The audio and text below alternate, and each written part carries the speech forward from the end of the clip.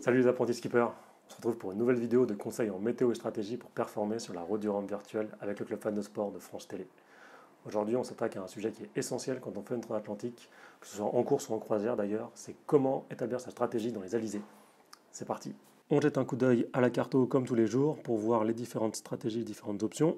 On a toujours l'anticyclone au centre de la zone de course avec un groupe à l'est de l'anticyclone qui essaye de passer sous l'anticyclone pour rejoindre les alizés dont on va parler juste après.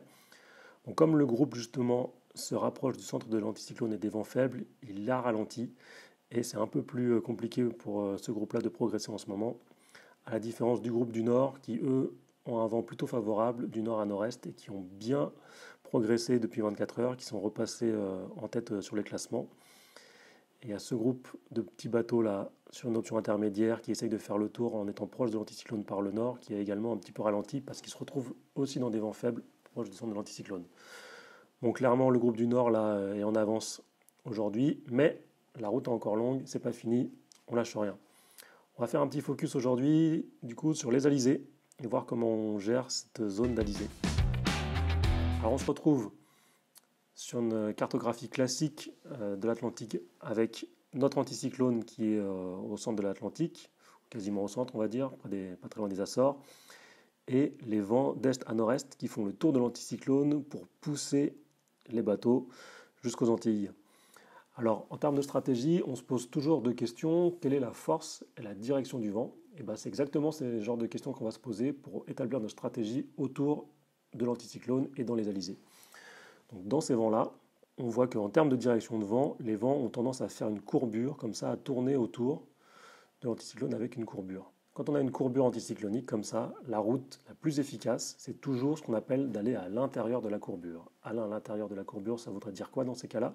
Ça voudrait dire commencer par se mettre en tribord à mur, avec le vent qui vient de la droite sur le bateau, et donc remonter vers le nord-ouest, pour faire une manœuvre ici qu'on appelle un empannage, pour changer d'amure, et ensuite redescendre avec le vent qui vient de la gauche, donc en bâbord amure.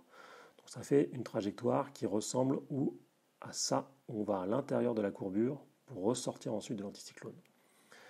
Ça, c'est la stratégie idéale quand on regarde uniquement la direction du vent. Mais dans les alizés, il faut aussi composer avec la force du vent. Et ce qu'on a tendance à voir en général, c'est que plus on s'éloigne de l'anticyclone, plus on va avoir des vents forts. Alors la différence est des fois assez minime, mais c'est une différence à prendre en compte. Ce que je veux dire par là, c'est qu'il faut avoir composé avec ces deux éléments, la courbure qui a tendance à nous emmener plutôt vers le centre de l'anticyclone pour jouer le changement de la direction de vent, et la force du vent qui a tendance plutôt à nous maintenir un peu plus loin de l'anticyclone. Et en fait, il faut adapter sa stratégie en fonction de ces deux éléments-là pour doser son placement par rapport à l'anticyclone des Açores. On va jeter un coup d'œil à la cartographie du jeu pour voir comment on va adapter ça à la situation du jour. Pour jeudi, on voit qu'on a cet effet de courbure autour de l'anticyclone un petit peu, mais qui n'est pas très marqué, juste au-dessus de l'anticyclone. Donc on peut profiter de cet effet de courbure en allant assez proche de l'anticyclone. Mais on a surtout, ce qu'on voit, c'est du vent plus fort dans toute cette zone en face des Antilles. Donc en fait, peut-être que la stratégie, dans notre cas-là, de cette route du Rhum-là, c'est plutôt d'aller jouer ce vent qui est plus fort, plutôt que d'aller passer du temps pour essayer de choper un petit peu de courbure près du centre de l'anticyclone. Donc je vous laisse voir, à vous de doser, et puis on fera les comptes dans quelques jours pour voir qui est arrivé en premier en Guadeloupe.